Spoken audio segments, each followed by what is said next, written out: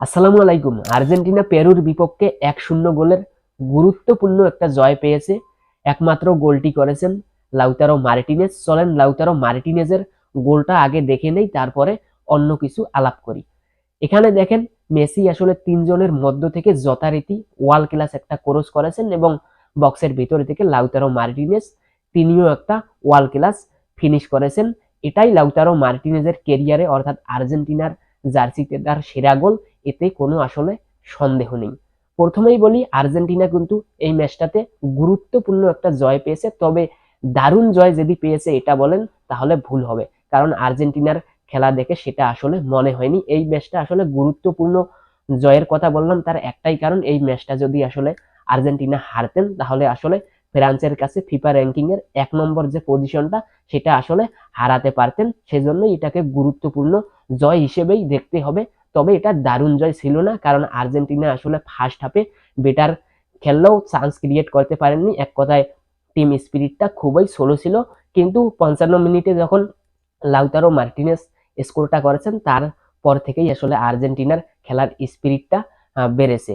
এই ম্যাচে যদি আর্জেন্টিনার শুরুর একাদশে যে আসলে 11 জন খেলেছেন তার মধ্যে যদি সেরা 3 জন পারফরমার খুঁজতে চেষ্টা করেন তাহলে বলবো যে নিকোলাস তাগলিয়াফিকো, লিওনেল মেসি এবং লাউতারো মার্টিনেজ। আর সব থেকে বাজে খেলেছেন কে সেটাও যদি খোঁজার একটু চেষ্টা করেন তাহলে আমি বলবো যে ডিপল, কারণ ডিপল অনেকগুলো আসলে বল বাজেভাবে লুজ করেছেন। এর আগে প্যারাগুয়ের বিপক্ষেও আসলে ব্যক্তিগতভাবে তার খেলাটা আমার পছন্দ হয়নি। তাই আমি বলবো যে নিউনেল স্কালোনি আসলে সামনের ম্যাচগুলোতে ডিপলের জায়গায় যদি জিওভানি লো সেলসো এবং অন্য কাউকে দিয়ে শুরু করান তাহলে মনে হয় যে বেটার হবে।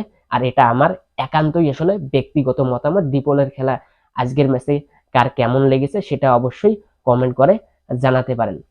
ওভারঅল যদি আর্জেন্টিনা টিমের পারফরমেন্সটা বিশ্লেষণ করেন তাহলে দেখবেন যে আর্জেন্টিনার ডিফেন্স লাইন আজকে একেবারে সলিড ছিল। বিশেষ করে আর্জেন্টিনার একাদশে প্রথম সুযোগ পেন লিওনার্দো বালেরদি যথেষ্ট ভালো খেলেছেন।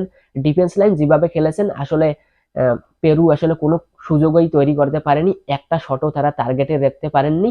তবে আর্জেন্টিনা যতটা ভালো খেলা কথা ছিল ততটা ভালো খেলতে পারেনি, এটাও আসলে মানতে হবে। মিডে আসলে আনচো ফার্নান্দেস, ম্যাকএলিস্টার দারুণ ছিলেন। আর ডিপলের কথা তো আগেই বললাম, তার খেলা আসলে ব্যক্তিগতভাবে আমার পছন্দ হয়নি। আর আর অ্যাটাক লাইনে তো মেসি লাউতারোর কম্বিনেশনেই আসলে গোলটা পেয়েছে আর্জেন্টিনা। আর হুলিয়ান আলভারেজ যদিও গোল পাননি তবে ভালো কিছু অ্যাটেম্প নিয়েছিলেন।